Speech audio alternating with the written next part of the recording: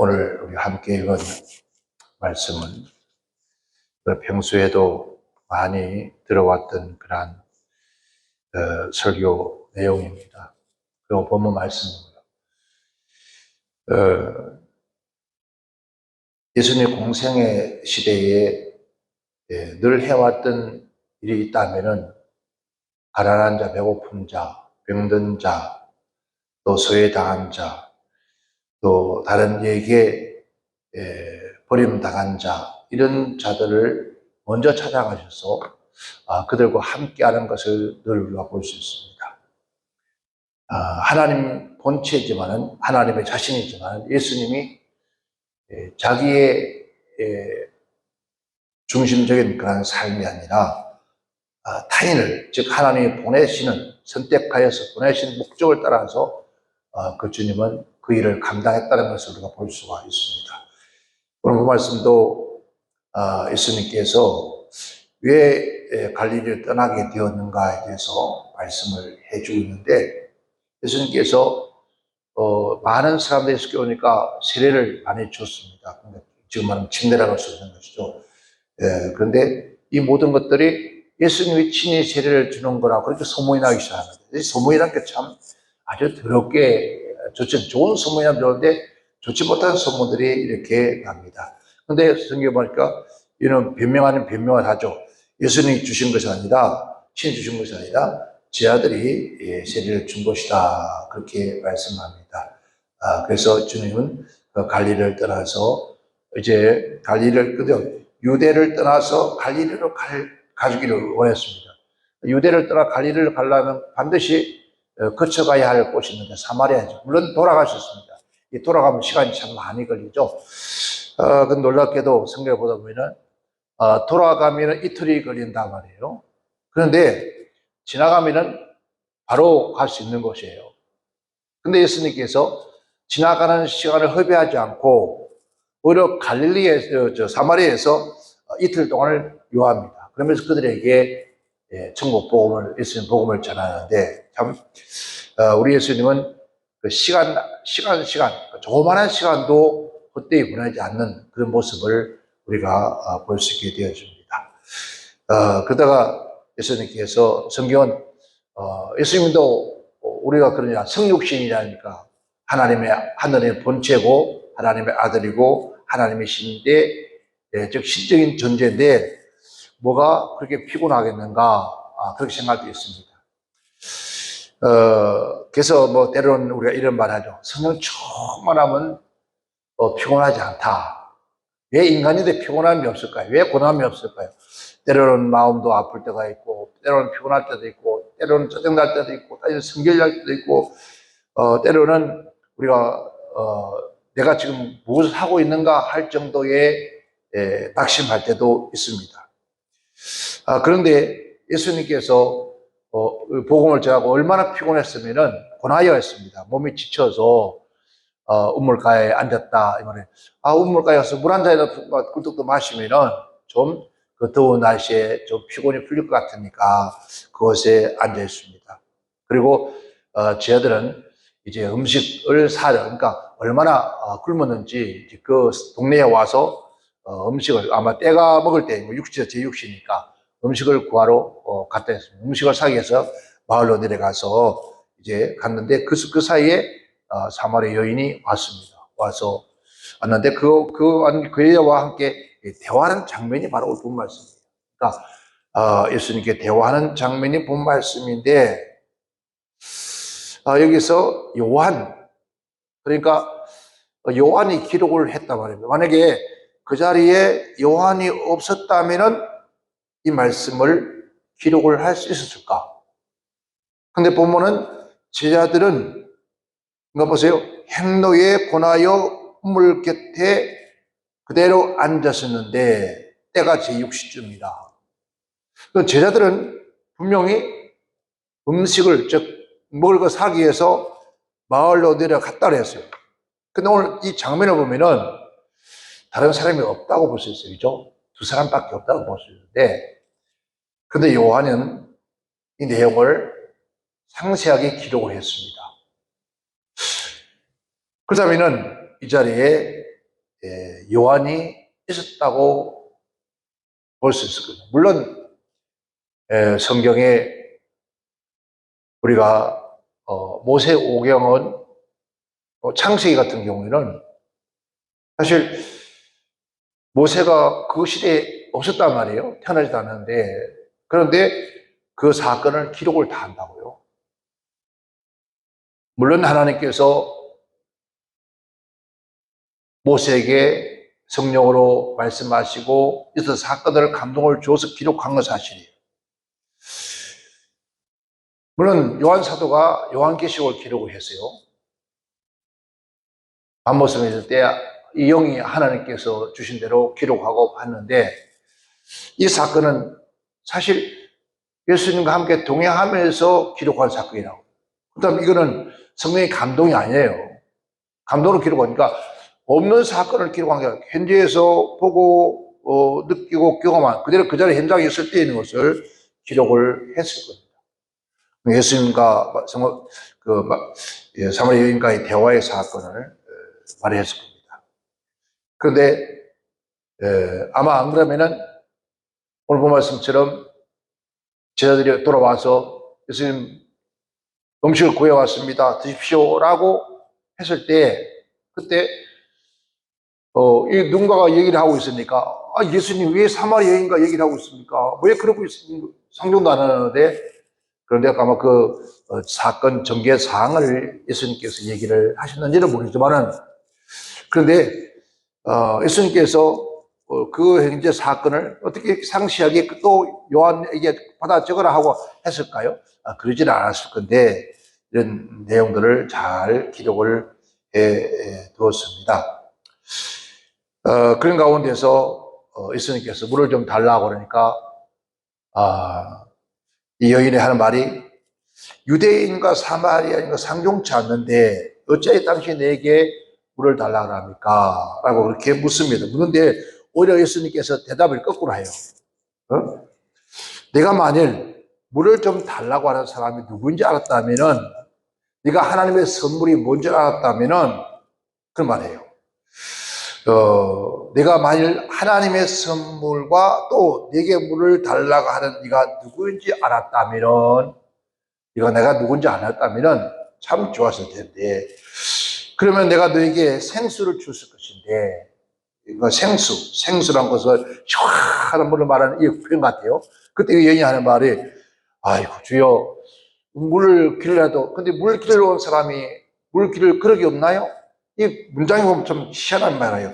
그가 생수를 네게 주시라. 여자가 가로되 주여 물을 기를 그릇도 없고 이 물을 깊은데 어떻게 이 생수를 얻겠습니까? 이 말은 위에 있는 물은 지금 이 여인이 풀 수 있는 그 물은 시원한 물이 아니다. 더 시원하려면 더 깊이 깊은 물에서 퍼야 되는데 그런 그릇이 없다. 우리 한국도 드럼박 있잖아요. 드럼박을 깊이 넣어서 이렇게 제일 밑에 있는 것을 퍼서 올리면 아마 그렇게 생각한 것 같아요. 이 여인은 생수를 하니까. 그래서 내가 주는 물은 영원히 목마르지 않는다. 그러면 이 물을 내게 달라. 그 물을 저에게 주세요. 나도 그러면 이 구창께 물 길러 이거 오지 않으니까 안 좋고 하니까 그 물을 좀 주세요. 라고 하니까 그 물을 달라고 하는데 내가 하는 말이 그 남편을 데려오면 물을 주겠다 하는 거예요. 아니 남편을 데려와라. 그러면은 이만 문장 보면 그러면은 물을 주겠다는 뜻과 같았거든요. 근데 그때 이 여인이 남편을 데려오라 하는데 그러면 물을 주겠다. 물을 받으려면 어떻게 해야 돼? 남편 데려와야 돼. 그 물을 받으려면은. 근데 하는 말이 남편이 없습니다. 라고 해요. 과연 지금 현재 성경상으로 본다면 남편이 없나요? 근데 주님께서 하는 말씀이 지금 있는 그 남편은, 지금까지 있는 남편은 내 남편이 아니다. 아니, 지금 남편이 있는데 남편이 아니다라는 거예요. 그래서 우리는 비유적으로 해요. 남편이 다섯인데 지금 있는 남편도 내 남편이 아니다. 그럼 남편이 몇이라는 뜻이에요? 어떻게 보면 문장을 본다면 그러니까 우리는 이 비유를 여러 가지 하죠. 세상적인 말을 필요하는데. 그러니까 여성으로서의 그 당시의 여성으로서의 지금도 아마 제 생각에 이럴 것 같아요.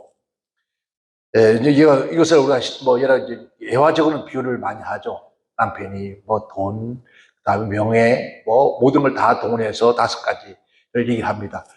그러니까 이 여성으로서는 어떻게 보면은 가질 것은 다 가졌다는 거죠. 그러니까 5건 다 가지고 이 여인은 세상 여인들이 가질 수 없었던 모든 것을 다 가졌다. 근데 모든 걸 다 가졌으면 굳이 이 여인이 물을 길러 오해할 이유가 없잖아요. 그죠? 왜냐하면은 그 당시나 뭐 지금도 돈 많은 사람들은, 부자들은 누굴 시킵니까? 도우미를 시키잖아요. 그 당시에 여종들을 많이 썼을 거예요. 그러면 돈을 가지고 부르는 사람들 같았으면은 그 사람들을 써서 그 사람들이 종들이 물을 길리러 갈 텐데 친히 자기가 물 길리러 왔단 말이에요. 또 이런 것을 보면은 또 이해가 안 되는 게 또 있어요. 그 당시에 그런 문화를 좀 알아야 되겠다는 생각이 들어집니다.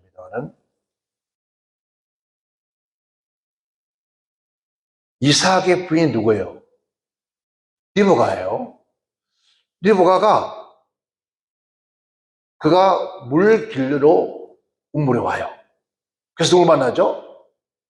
아브라함의 늙은 종을 만나요. 아니, 라반의 집에 상당한 종들이 많다고 했어요. 부유한 집안이에요. 그런데 그나마 외동딸이 물을 길르러 왔다. 물론 하나님의 섭리를 통해서 하나님께서 그렇게 하신지도 몰라요. 이 사마리아 여인도 하나님 이 여인을 통해서 사마리아 복음이 전파될 수 있도록 하나님께서 그 마음에 감동을 줘서 그런지도 몰라요. 어쨌든 이 정리된 상황 보면 모르는데 이 여인을 다 가진 여인이다. 그러한 여인이 목말랐다는 거죠.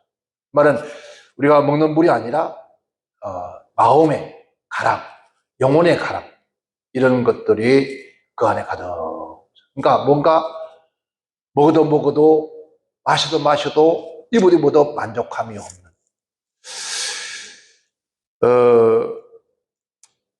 이런 얘기를 제가 들었습니다. 어떤 집사님인데, 목사님, 저는 이 돈의 개념이 좀 없는 것 같습니다. 왜 그런 말을 하냐 물어봤습니다. 물어봤더니, 어떤 개인적으로 본다면 돈을, 빚을 질 이유가 없어요. 여성으로서는 상당히 지혜 있고, 또, 지금 말하면 상당한 돈도 벌고 하는데, 왜 빚을 짓는지를 몰라요. 빚을 지고 있다는. 그 빚을 갚아야 된다는. 그래서 물었더니 하는 말이,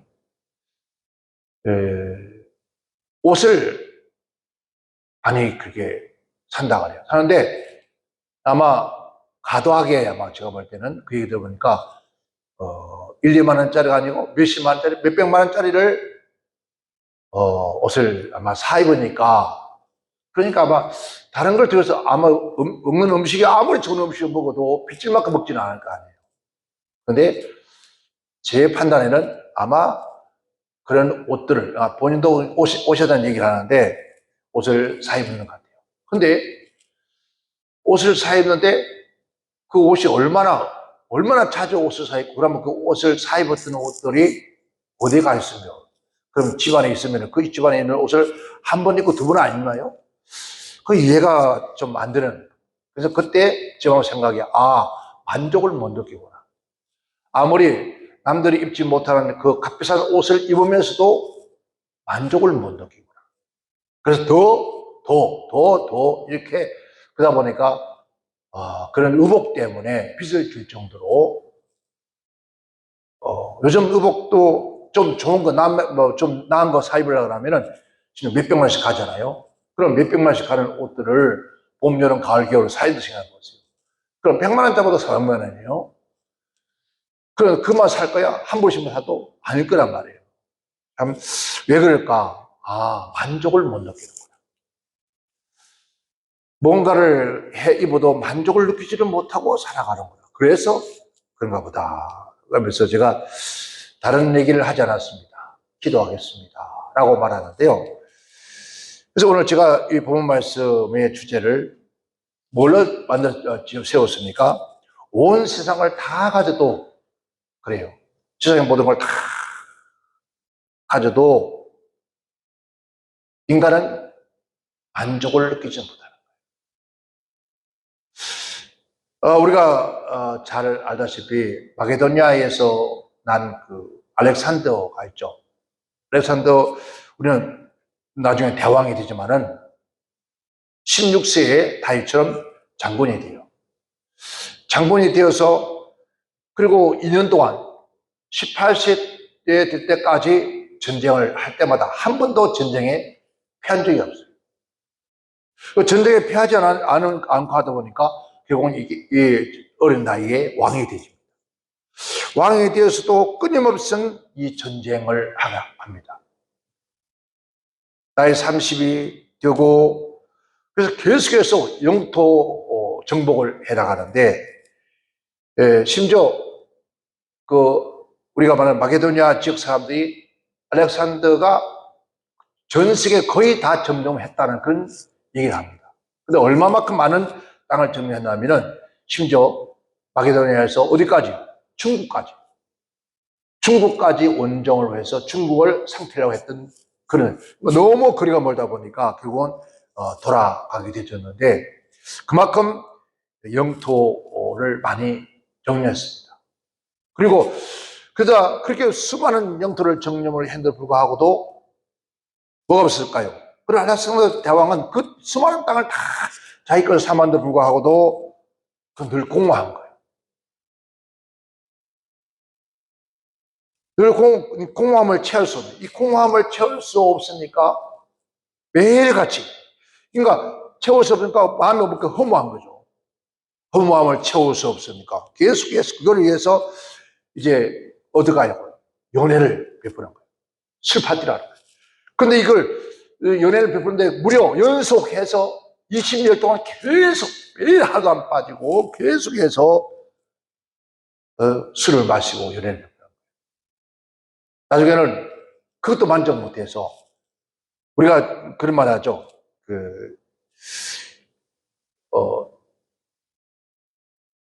뭐라 그러죠? 헬라크라스라 하죠. 헬라크라스의 잔이라고 해요.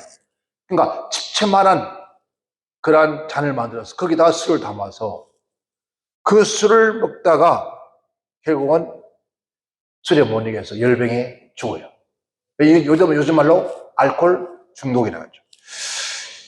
결국은 이제 술 때문에 나이 33세의 젊은 나이에 세상을 떠나갑니다. 세상 모든 땅을 다 정복하고도, 세상의 모든 돈을 다 가졌어도, 세상 모든 걸 다 가졌어도, 다 가졌지만 그 마음 속에 공허함을 채울 수 없다. 이 땅에 오늘 이 여인도 마찬가지지만 남들이 한 사람도 없는 남편을 5명이나 거느렸단 말이에요. 그럼에도 불구하고도 그는 그 마음 속에 이 공허함을 채울 수 없는 허물.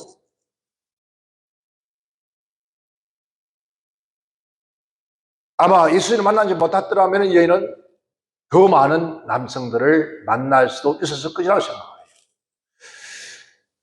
자, 이 알렉산더가 그 온 세상을 다 점령하고 돈 다 가졌지만은 부족함이 없잖아요. 다 가졌잖아요. 그런데 왜 그렇게 공허했을까?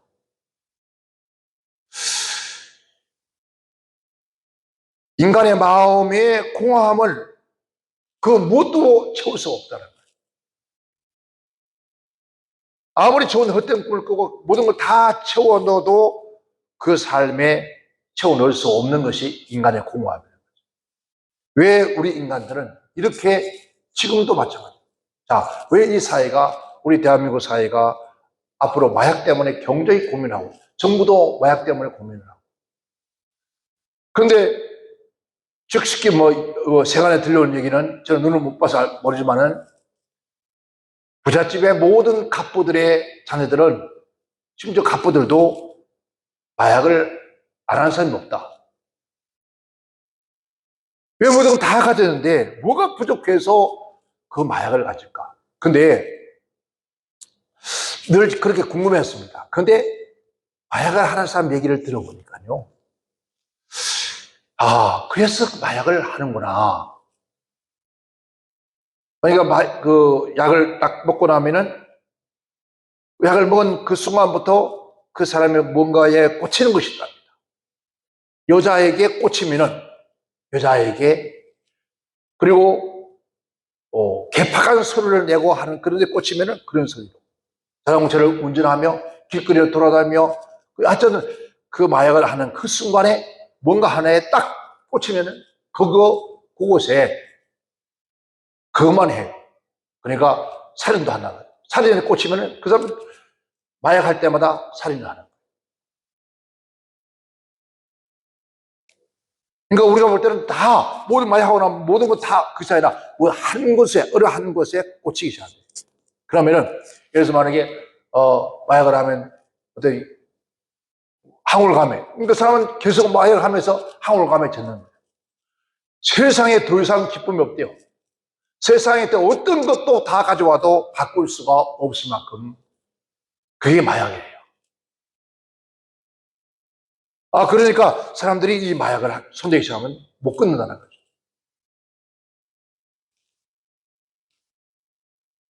왜 이런 일들이 일어날까? 그래요. 우리 인간은 가진 것에 대한 만족을 못 느껴요. 제가 근래 와서 가만히 생각하며 느낀 게, 이 인간이 얼마나 어리석고 사악하고 미련한지 몰라요. 내가 현재 처한 그 환경에서 너무 만족하고 감사하고 그래야 되는데 현재 처한 그곳에 만족을 못 느껴요. 조금 더 나은 것에서 더 나은 것으로 그 인간의 욕망이라는 것이 끊임없이 채워내는데 그러나 채울 수 없는 욕망의 군투이로, 그리고 인간은 영혼도 심령도 육체도 결국은 죽음으로 간다는 거예요. 오늘 이 여인이 5명의 남편을 가졌어도 왜 만족을 못 느꼈을까? 왜 공허했을까? 뭔가 시원한 생수를 마시고 싶은가? 그래서 바로 무엇이 이렇게 되었을까? 바로 하나님의 부재라는 거죠. 즉 말하면 우리의 영혼과 심령 속에 하나님의 부재, 그러니까 하나님이, 성령이, 진리의 말씀이 없으면 늘 공허할 수밖에 없다. 제가 모든 걸 다 우리가 가슴에 끌어안아도, 내가 다 가진 것 같아도 근데 뭔가 어디 한 구석에는 허무하다는 거예요. 허무하다는 거예요. 그래서 그것을 얻기 위해서 세상에서 인간으로 벗어나야 할, 인간이 해서 안 될 것을 벗어나까지 한다는 거예요. 그러나 그렇다고 해서 거기에 만족하느냐? 만족할 수가 없다는 거예요. 그런데 오늘 말씀에 이 여인이 예수를 만나는 그 순간, 예수를 만나는, 즉 예수님의 하늘의 생명의 떡과 생수를 마시는 그 순간, 우리의 생수는 성령이라죠. 그 성령을 마시는 그 순간부터 이 여인은 왜습니까? 물동이를 내버려 뒀더래. 물동이를 내버려 던져버리고 마을로 쫓아가서 우리가 기다렸던 메시아를 만났다. 얼마나 기쁨으로 즐거움으로 그 여인은 마을에 달려가서 마을 사람들을 데리고 예수께로 옵니다. 예수께로 와서 예수의 말씀을 듣는 그 마을 모든 사람들이 다 정말 자기도 모르는 사이에 어느 사이에 마음의 평강이 오고 기쁨이 오기 시작했습니다. 그러면서 예수님을 붙들고 놓지 않습니다. 우리 마을에 함께 있어달라고. 그래서 예수님께서 이틀 동안 그 마을에 있으면서 천국 복음을 전합니다. 그 천국 복음을 받고 난 다음에 그들이 하는 말이, 이제 당신이 예수님이 하신 말씀을, 예수에 대한 얘기를 들어서 믿는 것이 아니라 예수님께서 하신 말씀을 듣고 보니까 이제 우리가 예수를 믿노라. 이 고백을 누가요? 이 사마리아 사람들이 얘기를 합니다. 그래요. 우리는 처음에는 누군가를 통해서 복음을 전해지고 듣습니다. 그러나 그들이 예수께 와서, 예수님께 돌아와야 됩니다. 하나님의 성전에 와서 하나님의 말씀을 듣고 보니까 이제는 당신이 하는 말이 아니라 이제 정말 하나님의 말씀을 듣고 우리가 믿는다. 그 얘기를 합니다.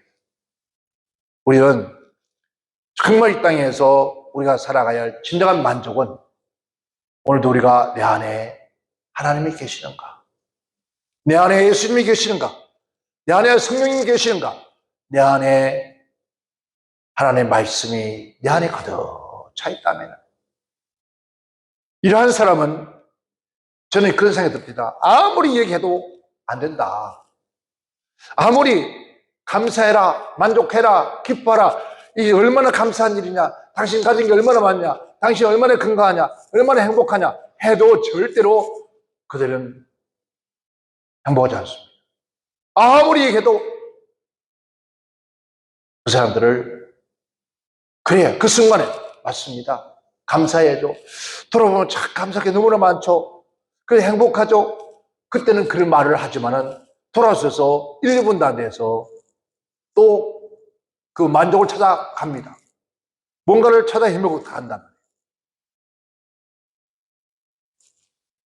그렇다면 이 문제가 해결할 수 있는 것은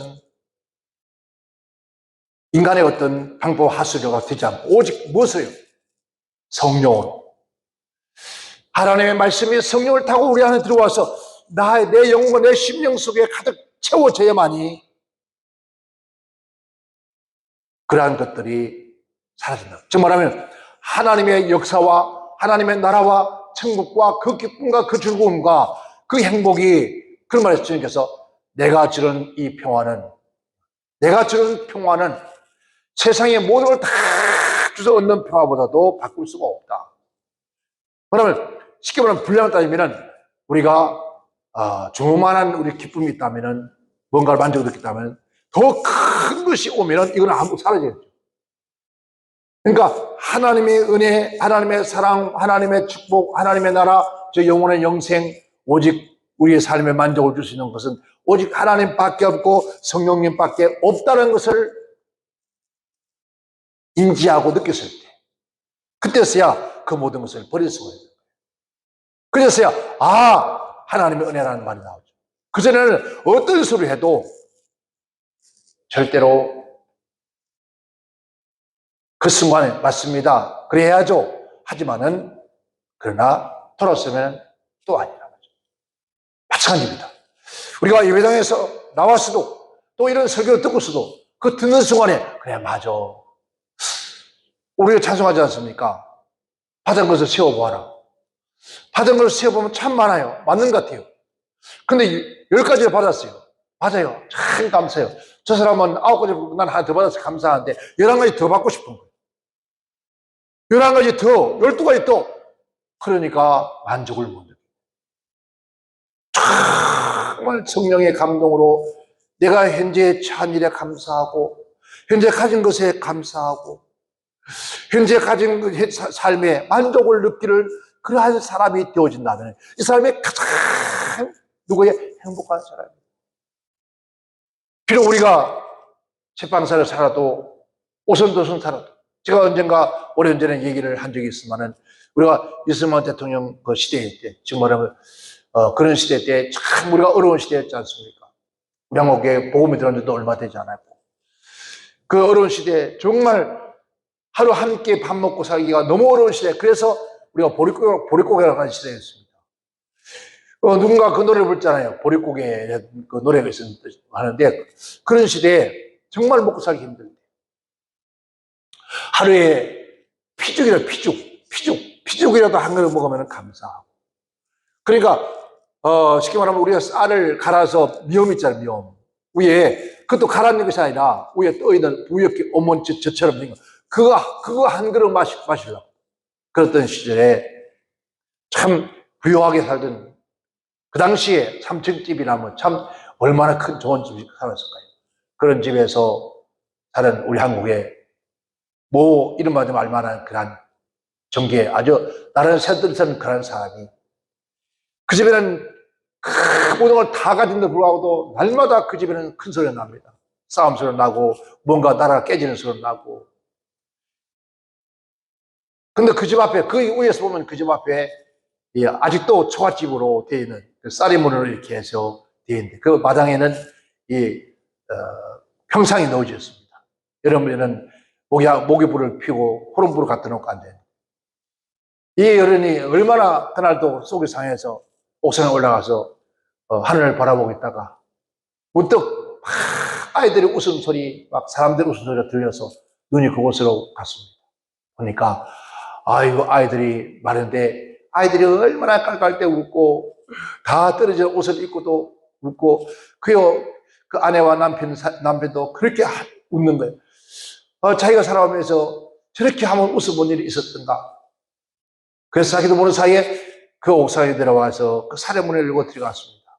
그러니까, 이거 들어가니까, 그 집사람은, 그 식구는 다 그 사람 누군지 알잖아. 쫓아나와 일어서서 막, 왜 누창호 오셨냐고, 그렇게 얘기를 합니다. 근데 마침 그때 밥을 먹는 시간에 가보니까 수제비를 먹는데, 수제비도 보니까 밥그릇 하나에 한 두 개씩 떠 있는 그런 상태예요. 근데 그걸 먹으면서 그렇게 웃고, 그래서 물어봤습니다. 도대체 그 수제비를 먹으면서 뭐가 그렇게 행복합니까? 뭐 그렇게 즐겁습니까? 웃음꽃이 얼굴에 화색이 활짝 피어 있습니까? 그렇게 묻습니다. 도대체 이 집에 뭐가 있습니까? 라고 물으니까 그런 얘기 했습니다. 선생님이 가지고 있지 않는 한 가지를 가지고 있습니다. 그게 무엇입니까? 내가 이 땅에서 가지지 못할 게 무엇입니까? 그거 뭔지 얘기만 하십시오. 저도 가지려 합니다. 그러니까 그러면 내일 아침에, 그날 마침 토요일이었던 거예요.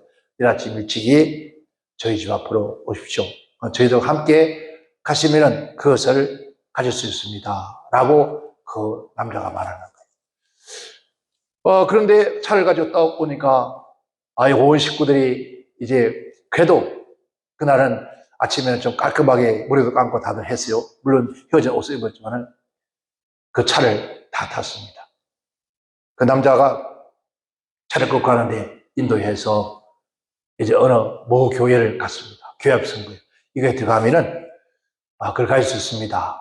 그러니까, 들어갔더니 교회가 난리가 났습니다. 왜냐하면 유명한 사람이니까. 심지어 목사님도 설교를 해야 되는데 설교도 떨릴 정도로 그만큼 아주 굉장한 사람인 것 같습니다. 근데 그 사람이 맨 앞에 앉았습니다. 찬송을 불러 설교를 듣는데 끝날 때까지 눈물이 철 흘렸습니다. 예배를 다 드리고 목사님과 인사를 끝나고 그 식구들을 데리고 차를 태워서 집으로 돌아오면서 그 아이들과 함께 자기도 모르는 사이에 찬송을 부르게 되어질 거예요. 흥얼흥얼하고. 그날부터는 자기도 모르는 사이에 뭔가 이렇게 속에서 자꾸 기쁨이 넘치는 거예요. 노래가 흥얼흥얼 나오기 시작하고 자기도 모르는 사이에 그냥 싱글벙글하고.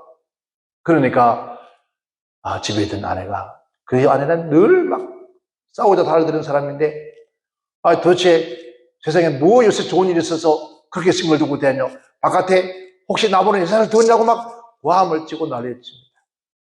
그러니까 한 달이 지나서, 당신 나하고 같이 갈래요? 그러면은, 그래서 내 아내 뒀으니까, 여자를 뒀으니까 그 여자를 안 만나보라고, 얼마나 행복한지. 그래서 그 여자가 막 뚜껑이 열렸잖아요. 화났잖아요. 막 그냥 가만둘 거라고 하고, 그리고 이제 그 여인이 앞에 타고 이제 식구들은 뒤에 다 타고 갔습니다. 가서 여기다 앞에 턱 쓰거든요. 여기 그 여자 있나고? 여기 그 여자 있다고. 그래서 어디 가서 맨 앞에 앉았는데 그 설교를 들으면서 그 여인도 예배 끝날 때까지 눈물을 흘리면서 누가 뭐라 저러는데 돌아오면서 그날도 이 아이들과 함께 찬송을 하면서 돌아온 거예요. 그날부터 그 집에는 싸움이 있었어요. 얼마나 행복한지. 그래서 그 집을 팔아서 그 모교회를 짓는데 엄청난 헌금을 했다는 거예요. 이 세상의 모든 걸 다 가져도 하나님의 부재, 예수님의 부재, 성령의 부재, 하나님의 말씀의 부재이면은 그 사람은 불행한 사람이에요. 우리가 예배당에 와서도 하나님 말씀을 듣고 아무리 들어도 성령께서 우리의 마음속에 가마 감동을 시키고 내가 가지고 있죠, 내가 만족하지 못하는 그 모든 부모들을 성령이 통해서 변화를 받으면, 그래서 말씀합니다. 너는 이 세상에 본받지 말고 변화를 받아. 변화를 받고 싶은데 우리 힘으로 되는 것이 아무것도 없다는 거예요. 그럼 무엇으로? 성경가 말하기를 사람의 힘으로 누구로 되지 않냐고, 오직 여호와의 신으로 되느니라. 아멘. 오늘 저와 여러분, 우리 모두가 참으로 다 해봤잖아요. 다 누려봤잖아요.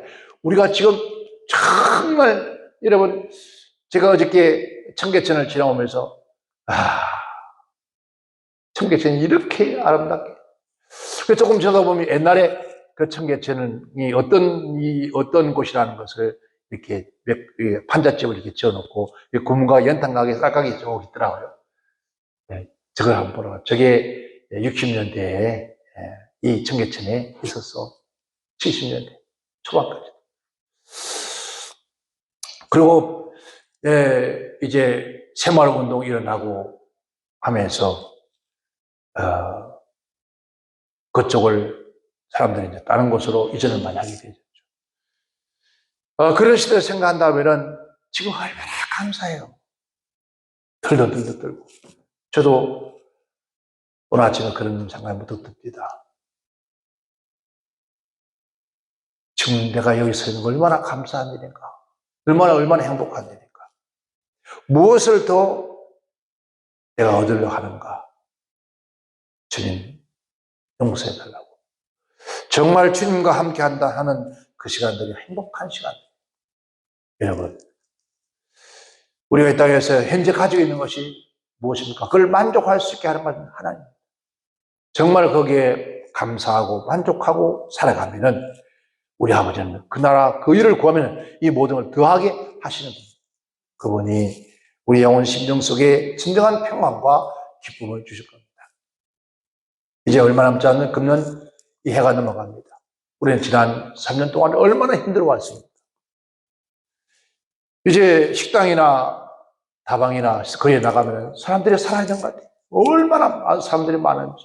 심지어 길거리에 차를 끌고 나가면 도대체가 경쟁으로 없다 그러고 기름값 비싼데 왜 차들이 이렇게 많았냐고 할 정도예요. 근데도 불구하고도 우리는 끊임없이 불평합니다. 여러분, 그 지난날을 돌이켜보면 얼마나 감사한 일입니까? 왜 감사하지 못할까? 한번 깊이 한번 생각해 보세요. 오늘 저와 이런 영혼과 심령 속에 하나님이 계시는지, 성령님이 역사하고 있는지, 하나님 말씀이 내 안에서 살아있는지, 그것이 부재중이랍니다. 우리는 주님 앞에 기도해야 합니다. 눈물을 기도하면서 하나님, 내가 드라크마를 잊어버렸습니다. 내가 예수님을 잊어버렸습니다. 성령님을 잊어버렸습니다. 예수님의 아버지 어머니가 예수를 잊어버린 채 사할 길을 가다 돌아오는 것처럼 우리는 돌아가야 합니다. 그래야 다시 우리가 기쁨을 얻고 즐거움을 얻고 감사하고 이 땅에 살아가면서 참으로 행복한 그런 삶을 살아갈 줄 믿습니다. 여러분, 이해가 가기 전에 잊어버린 예수를, 성령의 역사를, 하나님의 진리의 말씀을 다시 찾아서 주인도 하신 말씀이 너희가 첫사랑을 찾아라 했습니다. 그 사랑을 찾아 여러분 생애가 행복한 복된 그런 역사가 있기를 주의 이름으로 축원합니다. 축원합니다.